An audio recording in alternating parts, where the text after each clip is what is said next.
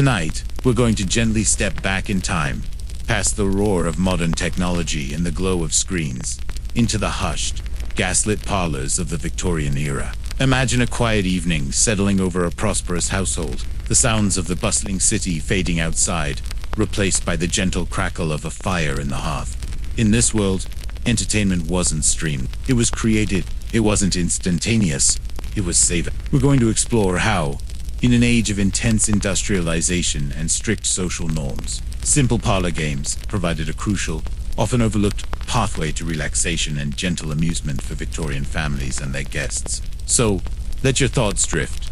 Picture a cozy room and allow the quiet charm of a bygone era to lull you into a peaceful state. The Victorian era, roughly from 1837 to 1901, the period of Queen Victoria's long reign, was a time of immense change and often immense pressure. It was an age of burgeoning industry, scientific discovery, and strict moral codes. For many, especially in the growing middle and upper classes, the daytime hours were filled with demanding work, social obligations, and the pursuit of respectability.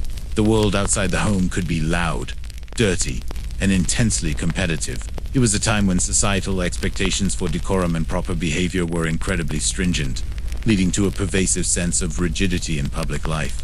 This external pressure meant that the home became a particularly important sanctuary. It was a refuge from the clamor of the factory, the anxieties of the marketplace, and the relentless demands of social conformity. The evening, particularly after dinner, was designated as a time for repose and familial bonding. Imagine a quiet transformation as the family transitioned from the formal dining room to the more comfortable, yet still elegant, parlor. This room, often furnished with plush velvet, dark wood, and an abundance of decorative objects, was the heart of domestic entertainment. In this sanctuary, there was a deliberate absence of the kind of constant stimulation that defines our modern lives. No television, no haju, no internet, no smartphones. Imagine the quiet hum of conversation, the rustle of a newspaper, the gentle turning of pages in a book, or the soft strains of a piano. This lack of external digital noise meant that leisure time had to be filled differently. Creativity, conversation, and active participation were not just options.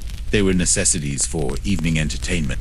The pace of life, while bustling during the day, was expected to slow significantly once the evening lamps were lit. There was a cultural emphasis on intellectual improvement, moral upliftment, and refined amusement. This wasn't an era of boisterous, uncontrolled revelry, at least not within the respectable middle and upper class home. Instead, relaxation was sought through quieter pursuits, activities that engaged the mind and fostered gentle interaction without overstimulating the senses. Against this backdrop, parlor games emerged as an ideal form of entertainment. They were adaptable, requiring minimal equipment beyond perhaps a pack of cards, a pencil and paper, or simply one's imagination. They encouraged conversation, wit, and observation, but within a structured and often decorous framework. They provided a shared activity that brought family members and guests together, fostering a sense of camaraderie and gentle competition, all while maintaining the refined atmosphere of the Victorian home. These games were a deliberate antidote to the stresses of the day. They offered a mental escape, a chance to engage in light-hearted challenges, and an opportunity for quiet laughter. They were designed to soothe the mind, to gently shift focus from anxieties to amusing diversions. Imagine the subtle easing of tension, the quiet smiles, and the warm feeling of connection as a family gathered around a parlor table, absorbed in a shared game.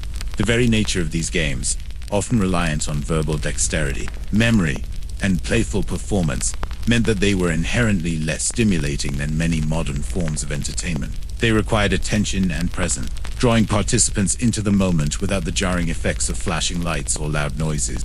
They weren't about high-stakes thrills, but about the simple pleasure of shared activity and gentle mental exercise. This quiet engagement was precisely what made them so effective at helping Victorians unwind. So, as we prepare to explore the specifics of these fascinating games, hold in your mind the image of that quiet Victorian parlor. It is a space of refuge, a haven from the outside world, where the evening hours were dedicated to the art of gentle relaxation. The games played within those walls were not mere they were carefully chosen activities designed to soothe the mind, foster connection, and provide a much-needed respite in a demanding age. Let's drift deeper into the comforting quiet of those bygone evenings. Let's now consider the very essence of the Victorian home, particularly the parlor, as more than just a collection of rooms, but as a deliberate sanctuary, a physical and emotional refuge from the burgeoning complexities of the outside world. Imagine stepping across the threshold from the bustling, often grimy streets of a Victorian city into a space designed for comfort, quiet reflection, and controlled social interaction. This transformation from public to private sphere was fundamental to Victorian life, and it profoundly shaped the nature of their evening entertainment.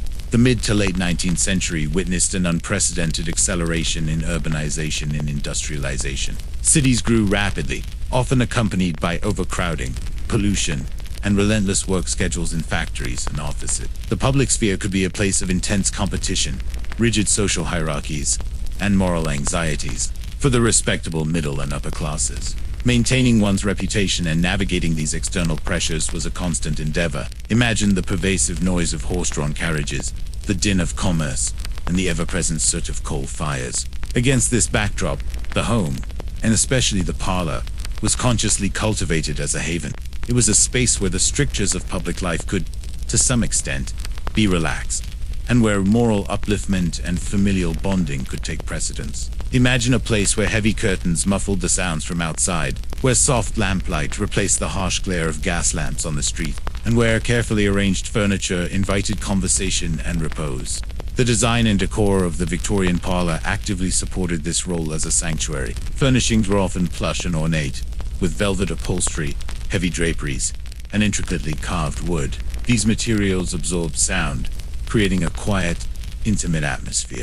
Imagine sinking into a deep armchair, feeling the softness of the velvet against your skin, a sense of calm immediately enveloping you, whilst might be adorned with landscape paintings or domestic scenes, further emphasizing the peaceful, idealized vision of home life.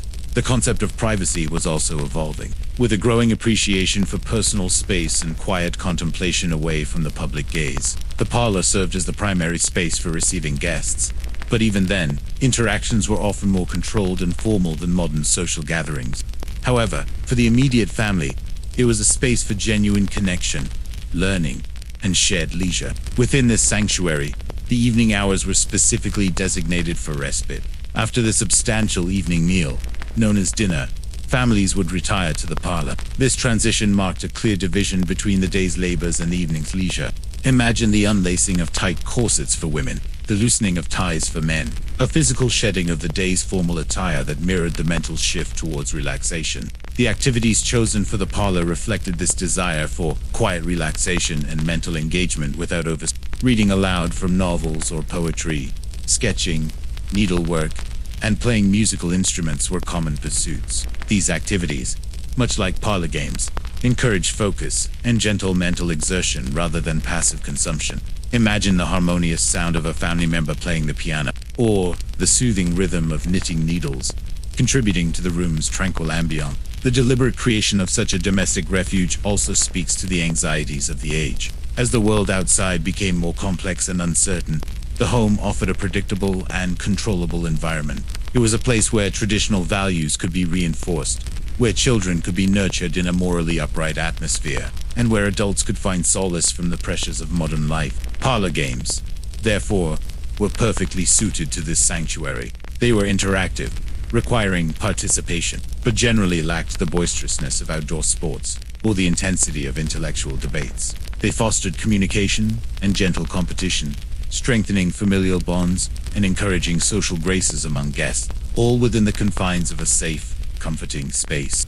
Imagine the quiet joy of a shared laugh over a clever charades clue, or the focused silence during a round of cards, each moment contributing to the peaceful atmosphere of the domestic haven. This understanding of the home as a vital sanctuary is key to appreciating why parlor games held such a significant place in Victorian leisure. They were not merely ways to pass the time. They were integral to the process of unwinding, reconnecting, and finding solace from a demanding world. In the quiet glow of the parlor lamps, surrounded by familiar comforts, Victorians found their gentle escape, facilitated by the very games we are about to explore. Let's now consider a fundamental truth of the Victorian era that profoundly shaped their leisure activities: the profound and deliberate absence of the constant, instantaneous electronic distractions that saturate our modern lives. Imagine, if you will, an evening settling in, not to the glow of a television screen or the incessant notifications of a smartphone, but to a quiet, unmediated reality. This lack of pervasive electronic entertainment wasn't a void to be lamented. It was a fertile ground for creativity, conversation, and the cultivation of a different kind of relaxation. Think about the sensory experience of a Victorian evening. The primary sources of light were gas lamps, oil lamps, or candles, casting a softer, warmer glow than electric lights. The sounds were natural. The crackle of a fire, the ticking of a grandfather clock, the murmur of voices, perhaps the soft rustle of silk or the gentle turning of a book page. There was no background hum of electronic devices, no distant thrum of a washing machine, no sudden jarring sounds from a television program. Imagine the deep quiet, the kind of stillness that invites reflection and focused engagement. The absence of modern media meant that entertainment had to be actively generated within the home. It wasn't something passively consumed. People were the content creators, the performers, and the audience. This necessitated a reliance on human interaction, wit, and shared imagination. Imagine the effort involved in creating your own amusement, the gentle challenge of inventing games or stories, rather than simply selecting them from a vast digital library. Consider the pace of information dissemination. News traveled through newspapers, letters, and word of mouth, not instant digital updates. Entertainment might be found in a newly published novel, a sheet of music, or a hand-copied poem. This slower pace meant that attention spans were likely trained differently. There wasn't a constant stream of novelties demanding immediate reaction. This slower flow of information and entertainment contributed to a more contemplative approach to leisure. The evening, particularly after dinner, became a canvas for shared human connection. Without external digital stimuli, people were more present with each other. Conversation was a high art, honed through practice and necessity.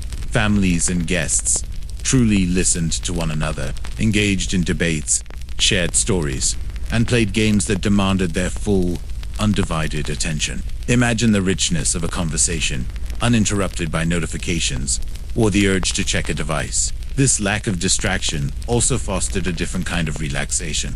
Instead of the stimulating, often overwhelming, input of modern media, Victorian entertainment offered a gentler, more soothing form of engagement. Parlor games, with their reliance on verbal dexterity, observation, and imaginative play, provided mental stimulation without the accompanying sensory overload. They allowed the mind to shift gears, to engage in a playful challenge, but without the intense cognitive demands of, say, scrolling through an endless feed of information. The absence of a central entertainment hub, like a television, meant that activities were often more individualized, yet still communal.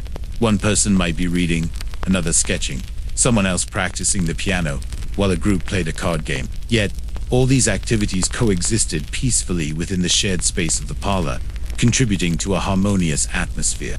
Imagine the varied, quiet hum of such a room, each person engaged in their chosen pursuit, yet connected by the shared space and the occasional exchange of words. This forced reliance on self-generated amusement also cultivated creativity and people learned to entertain themselves and each other with minimal props. A simple gesture for charades, a clever turn of phrase for a word game, or a well-known tune played on the piano. These were the building blocks of their evening enjoyment. This wasn't about extravagant productions, but about the ingenuity of human interaction. Therefore, the relative quietude of the Victorian home, born from the absence of modern electronic distractions, was not a limitation but a liberation. It freed people to engage with each other more deeply, to cultivate their imaginations, and to find relaxation in activities that centered on human connection and gentle mental exercise. It created a fertile environment where parlor games could truly flourish, providing a soothing antidote to the pressures of the day and fostering a sense of calm enjoyment that we might sometimes find elusive in our always-on world. It was a quieter time, yes, but often a richer one for shared domestic leisure. Given the quiet sanctuary of the Victorian home and the delightful absence of modern digital clamor, it's perhaps no surprise that parlor games didn't just exist, but truly flourished as the primary form of evening entertainment.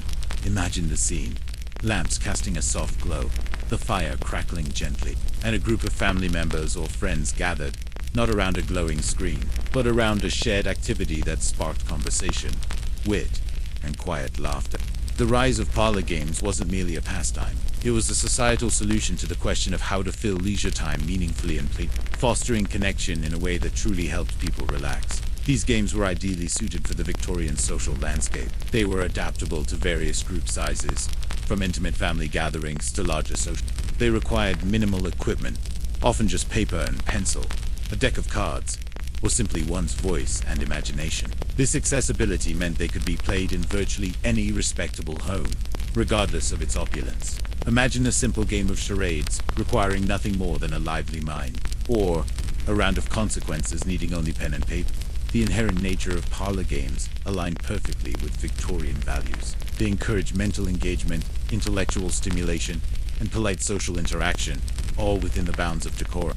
Unlike more boisterous outdoor activities, parlor games were designed to be played indoors, often in the confines of the parlor itself, maintaining a sense of refinement and controlled amusement. Imagine the gentle buzz of conversation, the occasional burst of polite laughter, rather than uncontrolled shouts or intense physical exertion. One of their greatest appeals was their ability to foster connection. In an era where social rules could be quite rigid, games provided a structured yet playful framework for interaction. They offered a safe space for people to reveal aspects of their personality that might not be apparent in more formal settings. Imagine a shy young woman tentatively acting out a charades clue, or a reserved gentleman surprising everyone with a clever pun in a word game. These moments of shared vulnerability and success built bonds and created lasting memories. Moreover, parlor games served as an antidote to the stresses of the day. The industrial age, with its rapid changes and often demanding work, could be mentally exhausting. Parlor games offered a gentle mental shift, diverting attention from anxieties to engaging challenges. They weren't about intense competition or high stakes. They were about the pleasure of participation, the satisfaction of a clever solution, or the shared amusement of a playful performance. Imagine the quiet unwinding that occurred as minds focused on a riddle, a word puzzle, or a dramatic tableau. Many games, particularly the word-based ones, also subtly promoted intellectual improvement, a highly valued Victorian trait. Games like consequences, word association, or adverbs encouraged quick thinking, expanded vocabulary, and honed observational skills. This wasn't about formal education in the evening, but about gentle, enjoyable mental exercise. Imagine stretching your mind in a playful way, sharpening your wit without feeling like you were doing so. The spread of parlor games was organic and widespread. Game ideas were exchanged through social visits, published in popular magazines, and compiled in dedicated game books. Imagine a new game idea traveling from one parlor to another, shared eagerly among friends and family, adapted and personalized to fit different groups. This informal dissemination meant that a rich variety of games became common currency in Victorian homes. They also offered a form of entertainment that could be enjoyed across generations. Children, adults, and the elderly could often participate in the same games, albeit with varying levels of skill. This intergenerational play reinforced family bonds and provided opportunities for quiet teaching and shared enjoyment. Imagine grandparents and grandchildren collaborating on a charades performance, or patiently explaining the rules of a card game to a younger member. Ultimately, the rise of parlor games in the Victorian era was a testament to their inherent suitability for the times. They provided active, engaging, and socially enriching entertainment in a quiet domestic setting, fostering connection and providing a much-needed mental respite. They were the perfect complement to a strict and demanding daytime world, offering a gentle pathway to relaxation and shared joy when the gas lamps were lit and the evening settled in. They transformed quiet hours into moments of gentle delight, making the Victorian parlor truly the heart of home entertainment. Let's now turn our attention to one of the most enduring and universally beloved parlor games. Imagine the quiet anticipation in a Victorian parlor as a family member stands before their eager audience, ready to silently act out a word or phrase. Charades was more than just a game. It was a delightful blend of silent theatrics, clever observation, and shared laughter, perfectly suited for a relaxed Victorian evening. Its very nature encouraged focus and interpretation, helping to gently ease the mind into a state of quiet amusement. The basic premise of charades, then as now, was wonderfully simple. One person or a team would choose a word, a phrase, or often the title of a book, play, or song. The performer would then silently act out clues to their chosen subject using gestures, movements, and facial expressions, while their teammates or the assembled company tried to guess. Crucially, no sounds or spoken words were allowed from the performer. This silent constraint was part of its charm and challenge. Imagine the concentration on the performer's face, trying to convey a complex idea without uttering a sound. and the quiet intensity of the guessers, analyzing every subtle movement. The rules were typically simple and understood by all. The performer might indicate the number of words in a phrase by holding up the corresponding number of fingers. They might then point to different fingers to signify which word they were currently acting out. To indicate a shorter word, like A or V, they might hold their thumb and forefinger very close together. For a syllable, they might tap their arm a certain number of times. Imagine the gentle rhythm of these silent signals, guiding the audience through the puzzle. The beauty of charades for Victorian relaxation lay in several aspects. Firstly, it required active engagement, but not strenuous physical activity. Participants were mentally stimulated, trying to decipher cryptic clues or creatively express themselves through movement.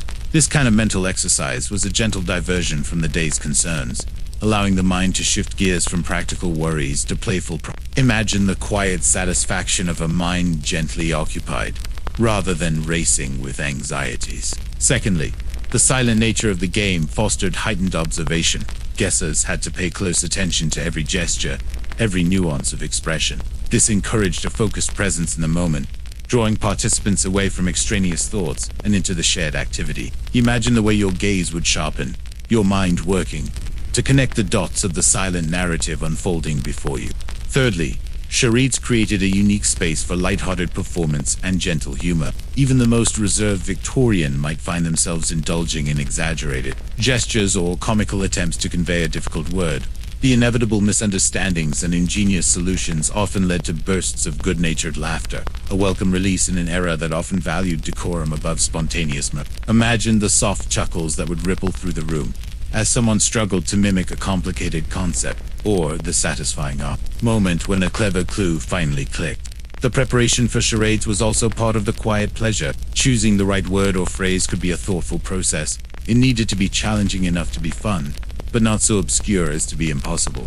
Imagine the quiet contemplation, perhaps scribbling down a few ideas on a small piece of paper, ensuring the perfect blend of wit and activity. Charades also encouraged a subtle form of empathy and understanding. To successfully act out a word, one had to put themselves in the position of the guessers, considering how best to convey the meaning in a way that would be understood. Similarly, guessers had to try and read the performer, interpreting their intention. This shared mental effort fostered a sense of connection and collaboration within the group. The game's adaptability meant it could be played by various ages and skill levels. Children could act out simpler words, while adults tackled more complex literary titles. This intergenerational participation added to the warmth and conviviality of the parlor setting. Imagine a child excitedly flapping their arms to suggest bird, and then an adult gracefully mimicking a historical figure. In a Victorian world without screen-based entertainment, charades offered a uniquely human form of amusement. It relied on nothing more than imagination and the willingness to engage with one another.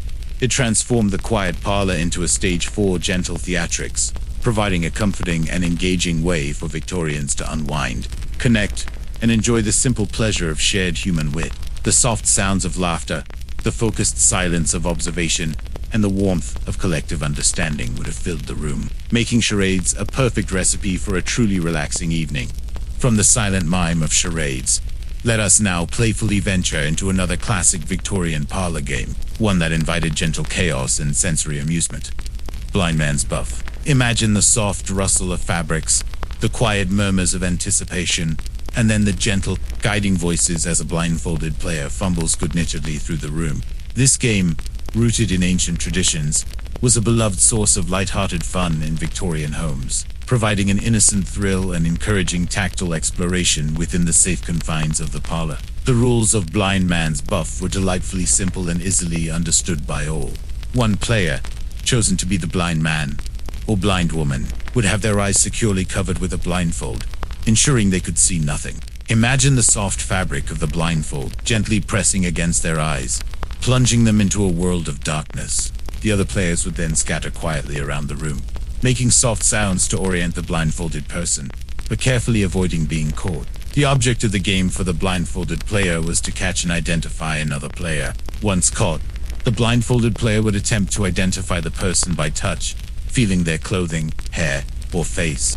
Imagine the careful, hesitant movements of the blindfolded seeker, arms outstretched, listening intently to every sound, every muffled giggle.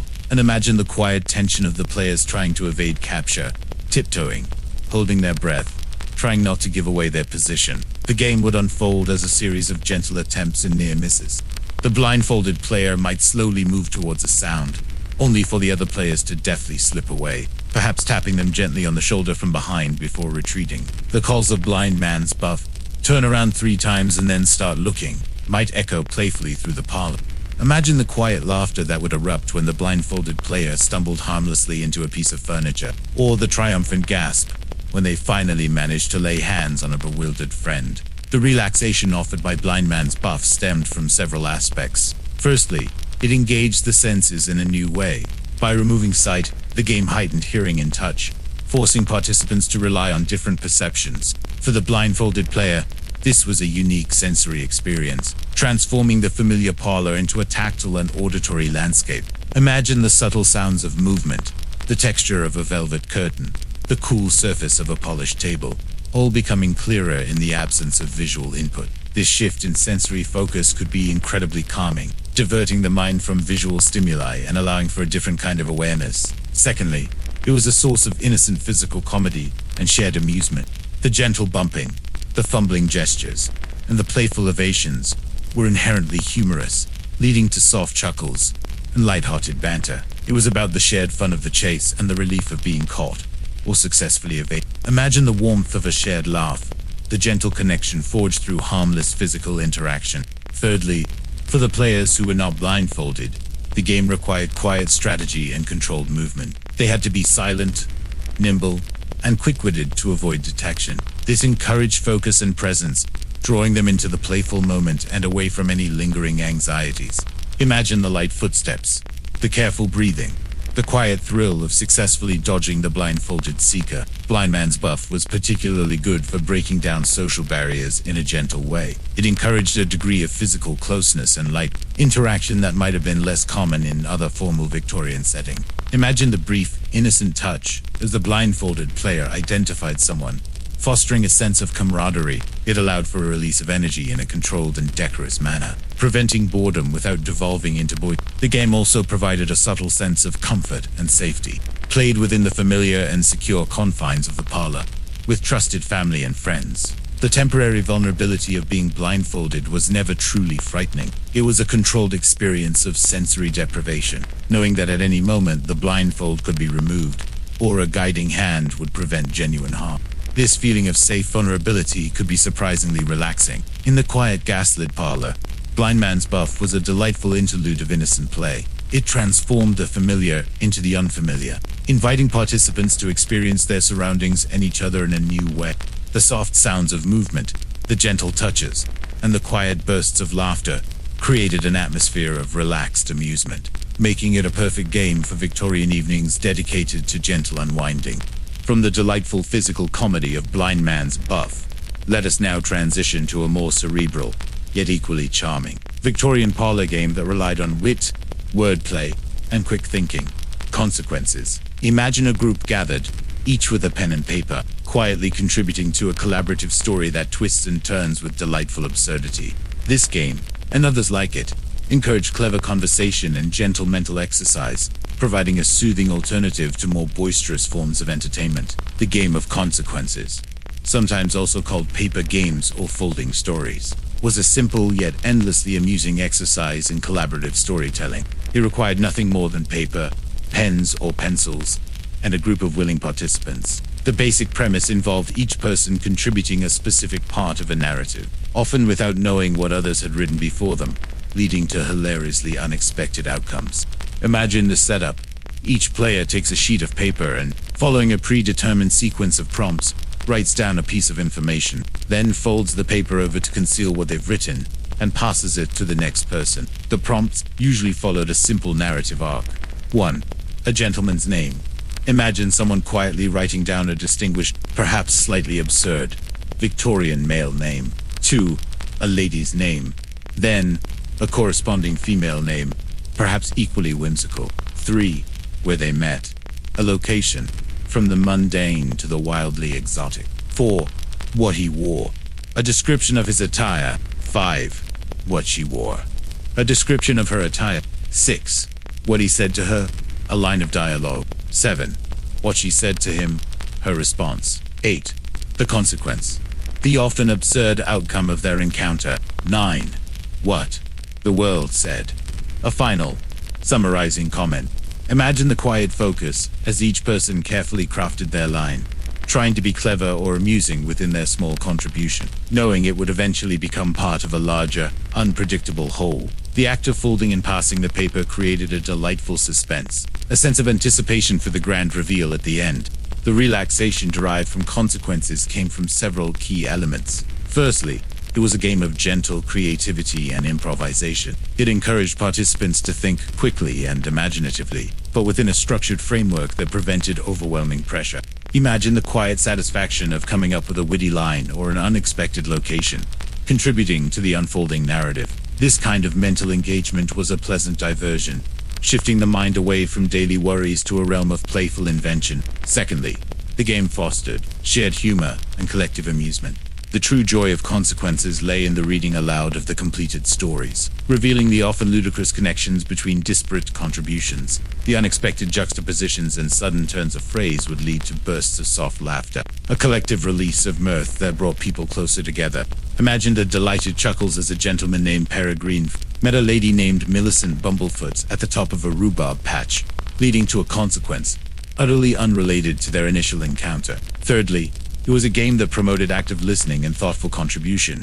While you only wrote one line at a time, the overall success depended on everyone's willingness to participate and to keep the game moving. It was a cooperative endeavor with a competitive edge of wit. Imagine trying to make your single line as clever or as funny as possible, knowing it would be judged within the larger context of the story. Consequences and similar word games also subtly honed verbal dexterity and wit. They encouraged players to expand their vocabulary, think about sentence structure, and appreciate the nuances of language. This intellectual engagement was a hallmark of Victorian Parlor entertainment, providing a gentle form of self-improvement alongside amusement. It was a way to sharpen the mind without it feeling like work.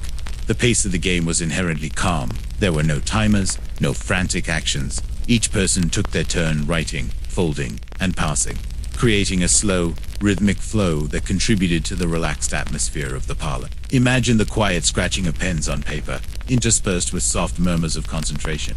These word games were also incredibly adaptable, requiring minimal setup and allowing for variation in themes and prompts. They could be tailored to the specific interests or humor of the group, ensuring fresh amusement each time. In the quiet elegance of the Victorian parlor, games like Consequences offered a unique form of relaxation. They transformed simple paper and pens into instruments of collective storytelling and shared laughter. They provided a gentle intellectual challenge, encouraged creative expression, and fostered a sense of comfortable camaraderie among participants. It was a delightful way to allowing the mind to playfully wander and connect with others through the simple, yet profound, power of words. From the clever wordplay of Consequences, let us now explore one of the most visually captivating and quietly dramatic Victorian parlor games, or living pictures. Imagine a scene unfolding before your eyes, not on a canvas, but with real people, frozen in carefully composed poses, bathed in the soft glow of gaslight. This elegant and often humorous form of entertainment fostered creativity, encouraged stillness, and transformed the familiar parlor into a momentary stage for artistic expression, offering a unique path to quiet amusement and appreciation. The essence of a tableau vivant was to recreate a famous painting, a historical event, a scene from literature, or even a well-known proverb using live models, carefully arranged and illuminated. It was a static, silent performance, a fleeting work of art. Imagine the hushed excitement as participants prepared, choosing their theme and selecting costumes and props from whatever was available in the house. Draped sheets for robes, garden tools for ancient implements, or even a shawl for a flowing garment. The preparation itself was part of the charm and the relaxation. Participants would meticulously plan the scene, deciding on the poses, arranging the lighting, and selecting appropriate costumes. Imagine the quiet collaboration, the gentle suggestions exchanged, as they worked together to achieve the perfect composition.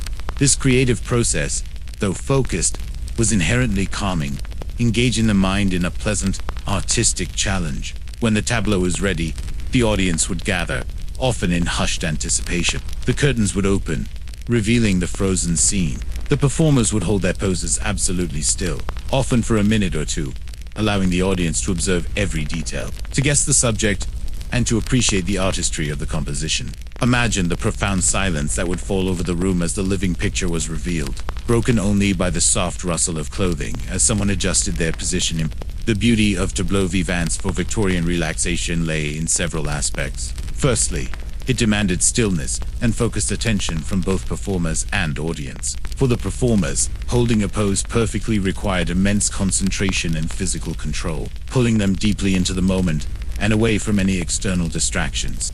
Imagine the discipline of holding a smile, a gesture, or a gaze for an extended period, becoming truly one with the depicted scene. For the audience, it encouraged careful observation, inviting them to scrutinize the details of the composition, to appreciate the expressions, and to decipher the narrative being silently conveyed. This quiet visual engagement was profoundly calming. Secondly, it was a wonderful outlet for artistic expression and creativity, without the pressure of a speaking role or complex acting. Participants could explore character, emotion, and narrative through their bodies and expressions, fostering a sense of artistic achievement. Imagine the satisfaction of crafting a scene that was both recognizable and aesthetically pleasing, using only human forms and simple props. Thirdly, the moments of revelation and recognition created a sense of shared appreciation and gentle intellectual stimulation. As the audience whispered their guesses and then confirmed their understanding, there was a collective sense of satisfaction.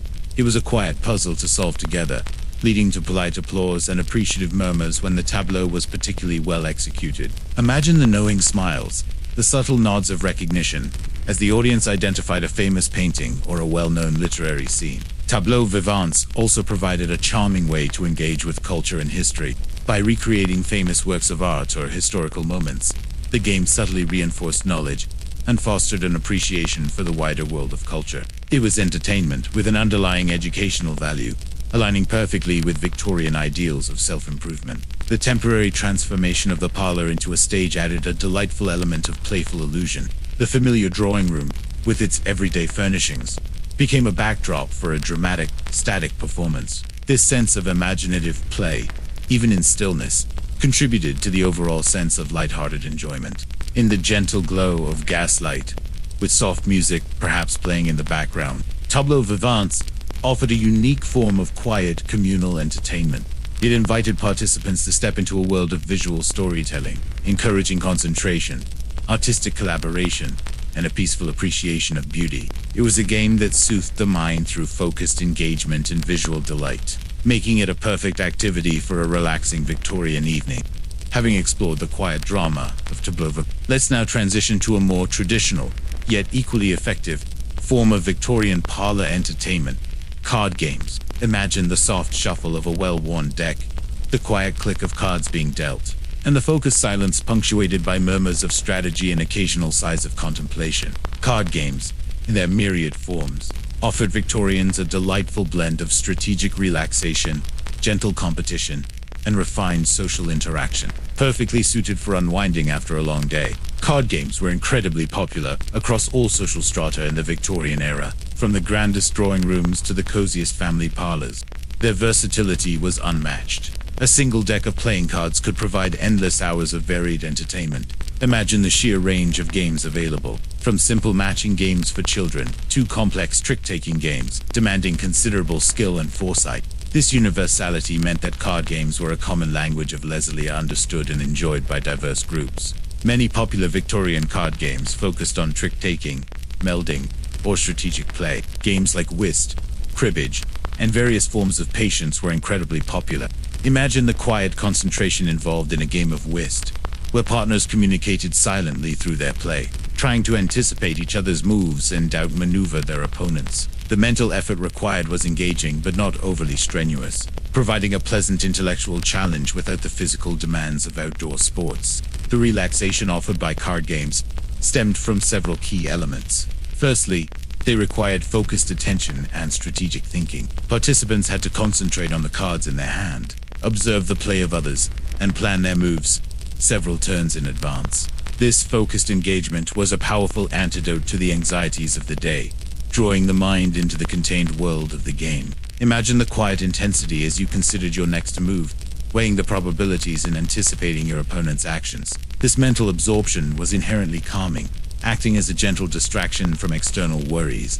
Secondly, card games provided a structured environment for gentle competition. While competitive, most parlor card games in this era were played for amusement rather than high stakes, fostering a spirit of good-natured rivalry. The satisfaction came from a well-played hand, a clever bluff, or a strategic victory, rather than financial gain. Imagine the quiet triumph of winning a hand through skill, or the polite congratulations offered to the victor, contributing to a convivial atmosphere without aggressive tension. Thirdly, the tactile experience of handling cards was inherently soothing. The smooth feel of the cardstock, the rhythmic shuffle, and the precise click as cards were laid down contributed to a calming sensory environment. Imagine the quiet satisfaction of fanning out your hand, feeling the crisp edges of the cards between your fingers. This physical interaction with the game components added another layer of gentle engagement. Card games also facilitated conversation and social bonding, albeit in a more subdued manner than some other parlor games.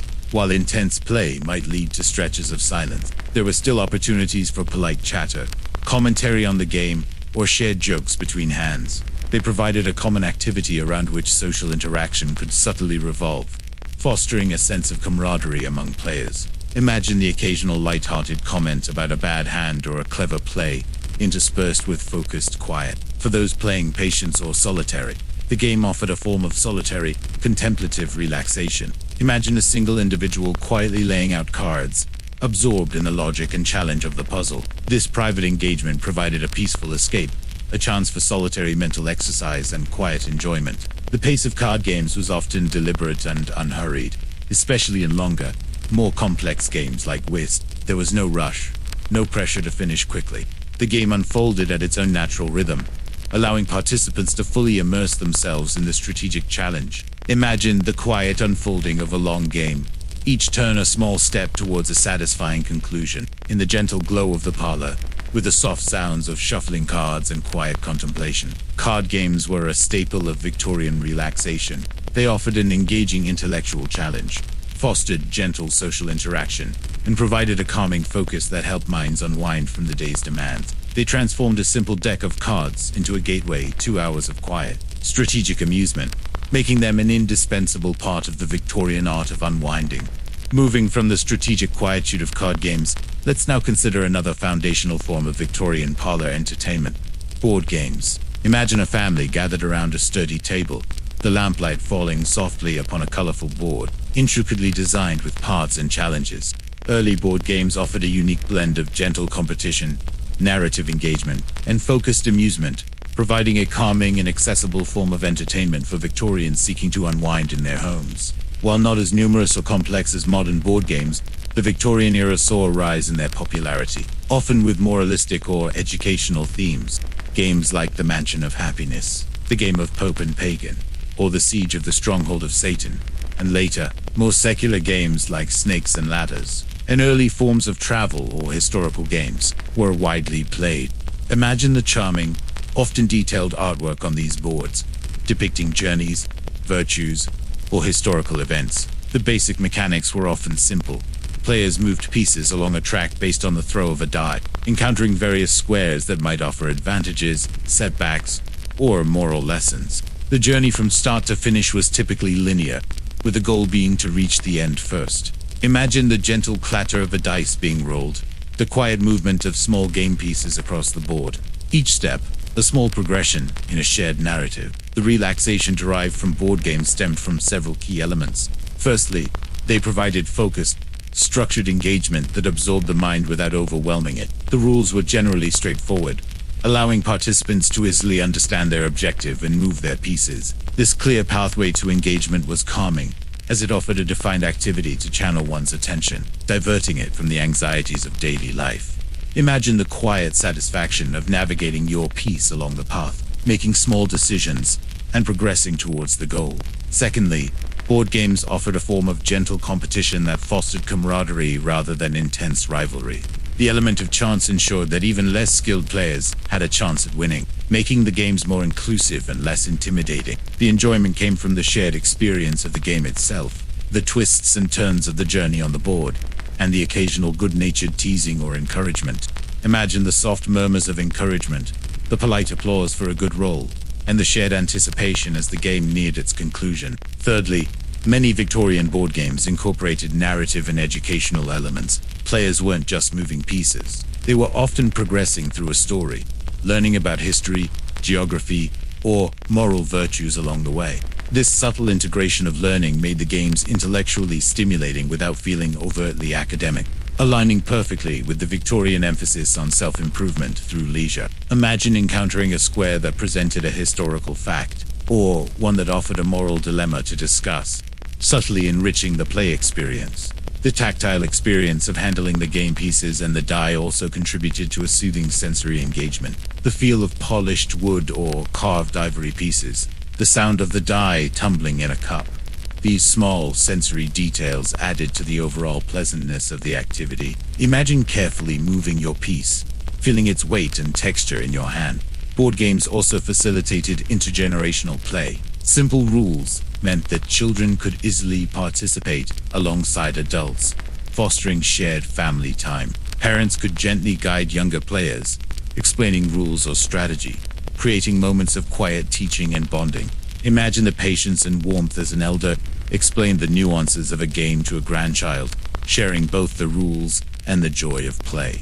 The pace of board games was typically unhurried, reflecting the slower rhythm of Victorian evenings. There was no pressure to rush. The game unfolded at its own natural pace, allowing for conversation, observation, and reflection between turns. Imagine the comfortable silences, punctuated by the roll of the die and the quiet placement of pieces. In the cozy glow of the Victorian parlor, board games provided a gentle escape into worlds of adventure, strategy, and moral reflection. They offered a perfect balance of mental engagement and relaxed amusement, encouraging focused attention and quiet interaction. They were a cornerstone of family entertainment, transforming simple pieces and a printed board into a shared journey of delightful, calming competition, making them an ideal way for Victorians to unwind and connect in the warmth of their homes.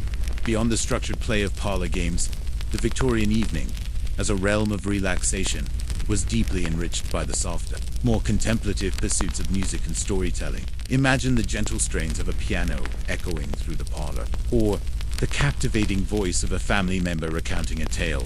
These activities, often interwoven with games, provided a soothing backdrop and a direct pathway to emotional and imaginative engagement, contributing significantly to the era's unique brand of unwinding. Music was an indispensable element of Victorian domestic life, particularly in middle and upper-class homes. The piano was often the centerpiece of the parlor, a symbol of refinement and a source of endless entertainment. Imagine the soft glow of the gaslight falling upon the polished wood of an upright piano, its keys waiting to be brought to life. Many Victorians, especially young ladies, were trained to play instruments, and evenings often included impromptu concerts. Imagine a daughter gracefully playing a gentle waltz, or a son performing a spirited march. This wasn't necessarily about professional virtuosity, but about shared enjoyment and the calming power of melody. Singing was equally popular. Families and guests would gather around the piano, singing popular ballads, hymns, or folk songs. Imagine the harmonious blend of voices, perhaps slightly off-key but full of warmth and enthusiasm, filling the room with familiar tunes. The act of communal singing is inherently uplifting and stress, fostering a powerful sense of connection and shared joy. This gentle musical engagement provided a soothing antidote to the day's anxieties, allowing emotions to flow freely through melody and lyrics. Beyond formal performances, music provided a continuous, gentle backdrop. Someone might hum quietly while reading, or a family member might softly play a familiar tune on a flute or a harmonium.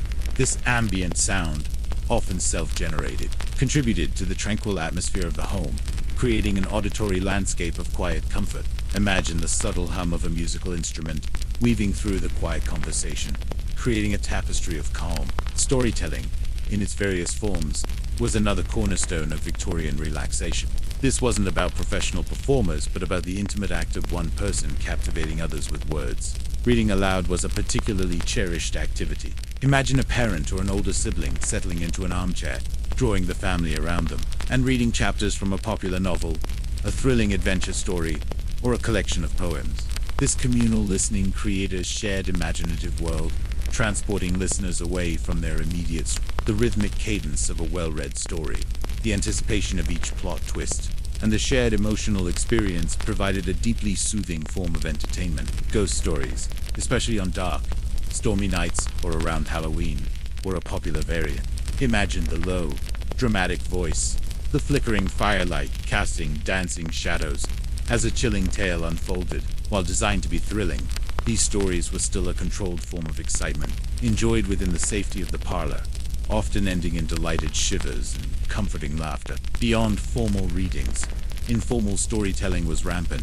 Family anecdotes, humorous incidents from the day, or recounting tales from travels would fill the gaps between games. Imagine the gentle flow of conversation, punctuated by laughter or thoughtful pauses, as stories were exchanged, weaving together the fabric of shared experience and memory. This oral tradition strengthened familial bonds and allowed for a natural, unforced flow of communication. The quiet, contemplative nature of both music and storytelling made them ideal complements to parlor games. They offered a different kind of engagement, appealing to emotions and imagination in a direct, soothing way. They provided opportunities for passive absorption as well as active participation, catering to different moods and energy levels within the group. In a world without constant electronic stimulation, music and storytelling transformed the Victorian parlor into a vibrant hub of human creativity and connection. They offered powerful avenues for relaxation, allowing minds to drift into realms of melody and narrative, fostering a profound sense of calm and shared enjoyment. These gentle, human-powered entertainments were integral to the Victorian art of unwinding, turning quiet evenings into rich, memorable experiences. Having explored the more general musical and storytelling elements of Victorian evenings, let's now gently shift our focus to a particularly charming and often simpler category of entertainment: children's parlor game. Imagine the delightful sounds of innocent laughter, the careful explanations of rules, and the palpable excitement of younger players as they engaged in activities designed specifically to gently amuse and engage them, fostering a sense of warmth and camaraderie within the family setting. Victorian parents, mindful of moral development and proper conduct, sought to provide wholesome and educational entertainment for their children, even during leisure hours. Parlor games for children were therefore designed to be fun, but also to subtly reinforce virtues like patience, honesty, observation, and cooperation. They were often less complex than adult games, focusing on direct participation and immediate gratification, ensuring that even the youngest members of the household could join in the evening's entertainment. One very popular game for children, similar in spirit to charades but often simpler, was Dumb Crambo. Imagine two teams. One team would leave the room while the other team chose a word. The first team would then be told a word that rhymed with the chosen word. The first team would then re-enter the room and silently act out words that rhymed with the clue word. If they acted out bat, the other team might shake their heads no. If they acted out mat, they might shake their heads no. But when they acted out cat, the other team would nod enthusiastically. This required simple mime and gentle deduction, perfectly suited for younger minds. Imagine the giggles as children tried to silently act out words, sometimes with amusing misunderstandings, and the shouts of delight when they finally guessed correctly. Another gentle favorite was button. Button. Who has the button? Imagine a small button being secretly passed from hand to hand within a circle of closed fists. One child, designated as the guesser, would then try to identify which player held the button. The charm of this game lay in its quiet anticipation, and the subtle tells of the players trying to conceal the button. It encouraged careful observation and a soft touch, engaging children in a simple mystery. Imagine the focused expressions on the children's faces, trying to keep a straight face while holding the button, and the concentrated gaze of the guesser trying to find it. Blind Man's Buff, as we discussed, was also a huge hit with children, perhaps even more so than with adults. The physical movement, the playful fumbling, and the thrill of the chase, all within the safe confines of the parlor, provided an ample opportunity for energetic but controlled fun. Imagine the joyful squeals as children darted away from the blindfolded seeker, and the bursts of excited laughter when someone was finally caught. Simpler word games, adapted for children, were also common. Word association, where players took turns saying a word that was associated with the previous one, encouraged quick thinking and vocabulary expansion in a gentle, non-pressured way. Imagine a chain of words flowing effortlessly, each one sparking the next. I Spy, with its reliance on careful observation of the immediate, was another quiet favorite, sharpening children's visual attention and deductive skills. Paper and pencil games, like knots and crosses or dots and boxes, offered quiet, strategic amusement for two players. These games were perfect for peaceful moments, requiring concentration but not boisterous interaction. Imagine two children quietly drawing lines or placing X's and O's, absorbed in their gentle competition. The beauty of these children's parlor games for relaxation was their ability to provide structured engagement without over. They were active enough to prevent boredom, but calm enough to fit the decorum of the parlor. They encouraged social skills, taking turns, being a good sport, and communicating effectively, all within a playful context. Imagine the gentle lessons learned through play, the subtle development of patience and fair play. These games also fostered imagination and creativity. Whether miming a word in dumb crambo or envisioning who had the button, children were encouraged to use their minds in imaginative ways. This playful mental exercise was inherently soothing, allowing their busy young minds to channel their energy into enjoyable activities. In the Victorian parlor, children's games were more than just distractions. They were integral to family life, providing a cherished space for shared joy, gentle learning, and quiet bonding. They transformed quiet evenings into memorable moments of innocent amusement, teaching valuable skills while allowing the youngest members of the household to unwind and connect in a gentle, comforting environment. Having explored the delightful array of parlor games, both for adults and children, let's now consider a more practical, yet quietly fascinating, an aspect of their proliferation: how these games were disseminated and learned through game catalogs and instruction manuals. Imagine a time before YouTube tutorials or instant online rules, where the spread of a new game relied on printed pages, careful descriptions, and the eager sharing of knowledge within social circles. This quiet industry of instruction was essential for bringing amusement into countless Victorian homes. The Victorian era was a time of burgeoning literacy and a growing publishing industry. As the middle class expanded and leisure time became more defined, there was a demand for resources on how to fill those hours. This created a market for books and magazines dedicated to home entertainment, and parlor games were a central feature. Imagine browse through a beautifully bound book titled, perhaps, The Young Lady's Book of Amusements or Hoyle's Games Improved. These volumes were comprehensive compendiums, not only listing various card games, board games, and parlor games, but also providing detailed, step-by-step instructions. They explained the rules, suggested variations, and sometimes even offered tips on etiquette for playing. Imagine the quiet concentration as a family member sat by the fire, poring over the rules of a new game, mentally rehearsing the steps before introducing it to the group. Magazines, a burgeoning form of popular media, also played a crucial role. Publications like the Girl's Own Paper, Castle's Family Magazine, or the Illustrated London News would frequently feature articles on parlor games, offering readers instructions for popular favorites or introducing new variations. Imagine cutting out a page with game instructions, carefully preserving it to try out at the next social gathering. This serialization helped to popularize games and ensure their widespread adoption. Game manufacturers, as the board game industry began to take shape, also included detailed instruction manuals with their products. Early board games, often with elaborate illustrations, came with pamphlets explaining the objectives, the movement of pieces, and any special rules. Imagine unfolding a crisp, printed sheet, absorbing the meticulously written directions before setting up the game for the first time.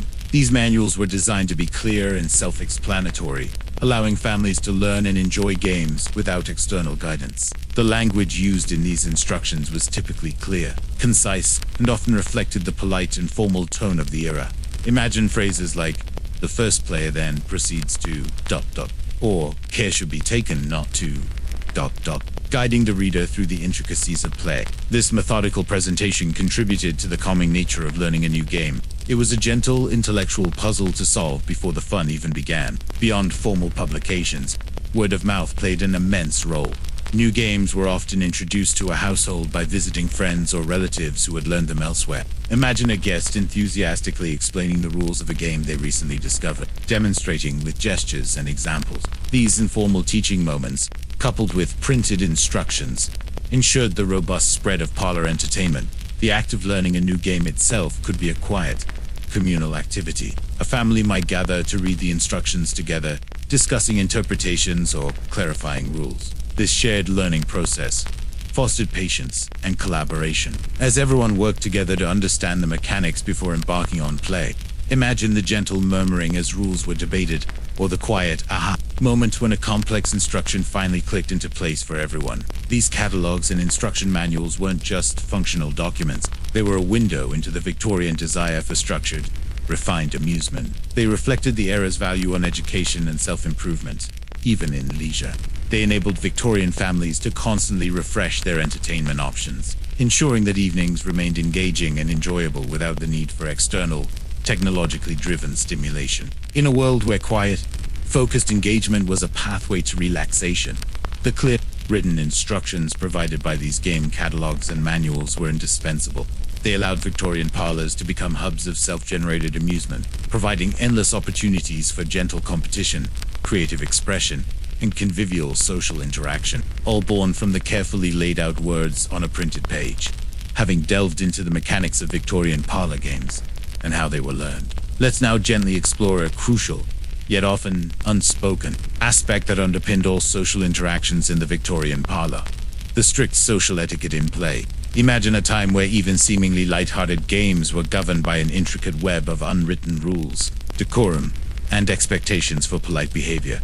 This wasn't about stifling fun. Rather, it was about ensuring that amusement remained refined, respectful, and conducive to a relaxed, harmonious atmosphere. Victorian society placed immense importance on propriety and good manners. The home, as a sanctuary, was still a place where these values were upheld, especially when guests were present. Parlor games, while designed for amusement, were also subtly designed to reinforce social graces, encourage polite conversation, and prevent any behavior that might disrupt the serene domestic environment. One of the foremost rules was fair play and honesty. Cheating was, of course, highly frowned upon, not just because it ruined the game, but because it reflected poorly on one's character. Imagine the subtle glances of disapproval if someone was suspected of bending the rules, or the quiet commendation for a player who admitted a mistake, even if it cost them the game. This emphasis on integrity made the competition gentle and trustworthy. Good sportsmanship was equally vital. Winning gracefully and losing with dignity were paramount. Boasting in victory or sulking in defeat was considered Imagine the polite applause for the winner and the gracious smile from the loser, accompanied by a pleasant remark about a well-played game. The focus was on the shared enjoyment of the activity, not solely on the outcome.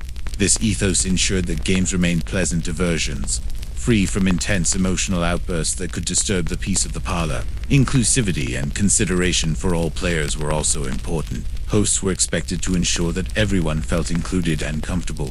If a game was too complex for some, a simpler alternative might be suggested.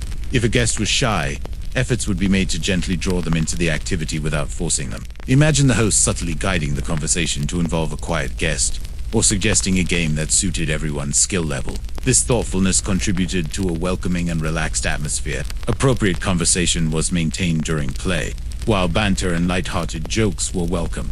Overly boisterous behavior, loud arguments, or topics deemed controversial or vulgar were avoided. The goal was to maintain a refined and pleasant conversational tone that complemented the decorum of the parlor. Imagine polite laughter, witty remarks, and engaging discussions about the game itself, rather than heated debates or personal criticisms. Respect for the host and fellow players was a fundamental principle. This extended to listening attentively when rules were explained, waiting patiently for one's turn, and offering encouragement or compliments. Interruptions were kept to a minimum, ensuring a smooth and polite flow of play. Imagine the quiet attentiveness as someone explained the nuances of a new card game, or the patient silence as a player contemplated their move. Even in games involving physical movement, like Blind Man's Buff, decorum was maintained. Movements were generally controlled, and any physical contact was light-hearted and innocent, adhering to the strict boundaries of Victorian modesty. Imagine the playful, yet still refined, movements of participants, ensuring fun without impropriety. The presence of children also often influenced the choice and conduct of games. While some games were specifically for children, even in mixed adult-child groups, activities would be chosen that were appropriate for all ages, and that reinforced good behavior. Imagine parents subtly guiding their children to take turns fairly and to express their excitement in a controlled manner. Ultimately, the social etiquette surrounding Victorian parlor games was designed to maximize gentle enjoyment and minimize discomfort. It transformed what could be a competitive or chaotic activity into a refined social ritual. By adhering to these unwritten rules, Victorians ensured that their leisure time remained a source of true relaxation, fostering connection polite amusement, and a harmonious atmosphere in the beloved sanctuary of their homes. These subtle guidelines created a safe and predictable space for genuine human interaction, making the parlor truly a haven for unwinding. As our journey through the gaslit parlors of Victorian England gently concludes, let's take a moment to reflect on the enduring legacy of parlor games and how their quiet charm continues to influence our understanding of entertainment, family bonding, and even the simple art of unwinding. Imagine the echoes of laughter, the rustle of cards, and the quiet murmur of conversation lingering through the decades, shaping the very fabric of our leisure time, long after the Victorian era faded into history. Perhaps the most significant legacy is the very concept of structured, in-home entertainment that relies on human interaction rather than passive consumption. In an age increasingly dominated by screens, the Victorian parlor game reminds us of the profound satisfaction that comes from actively creating amusement with others. It highlights the timeless appeal of shared experiences, clever thinking, and genuine conversation. Imagine how a modern board game night or a family charade session quietly carries the torch of these Victorian traditions.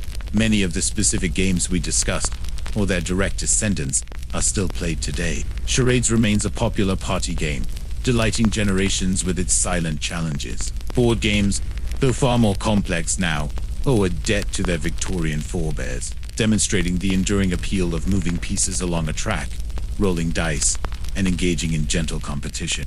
Card games, in countless variations, continue to be a staple of social gatherings and solitary relaxation worldwide. Imagine the thread of continuity, connecting a Victorian family quietly playing whisk to a modern family enjoying a contemporary card game. Beyond specific games, the Victorian emphasis on intellectual engagement and wit in leisure pursuits has subtly shaped our approach to entertainment. Their games were designed not just to pass the time but to sharpen the mind, encourage vocabulary, and foster creativity. This ideal of improving entertainment still resonates, influencing the design of educational games and puzzles even today. Imagine how a crossword puzzle or a trivia game echoes the Victorian desire for mental stimulation alongside amusement. The role of parlor games in fostering family bonding is another powerful legacy. In a time when public life was formal and distant, the parlor provided a space for genuine connection. The shared laughter and the simple act of spending focused time together strengthened familial ties. This remains a timeless aspiration for families today, seeking to carve out moments of meaningful interaction amidst busiest schedules. Imagine the quiet warmth of a family gathered, truly present with one another, a scene not so different from those Victorian evenings. Furthermore, the very pace of parlor games offers a valuable lesson in mindful relaxation. In our fast-paced world, where stimulation is constant, the slow, deliberate rhythm of many Victorian games serves as a gentle reminder to slow down, to savor the moment, and to find calm in focused engagement. There were no rush, no timers, just the unfolding of the game at its own natural pace. Imagine adopting that same unhurried approach to your own leisure, allowing yourself to truly unwind. The adaptability and simplicity of many parlor games also ensure their longevity. They require minimal equipment, making them accessible to almost anyone. This universal appeal, transcending technological advancements, speaks to the fundamental human need for connection and play. Finally, the legacy of Victorian parlor games is a quiet testament to human ingenuity in creating joy and solace from simple means. In an era without the technological marvels we take for granted, they transformed conversation, imagination, and a few basic props into a vibrant source of entertainment and profound relaxation.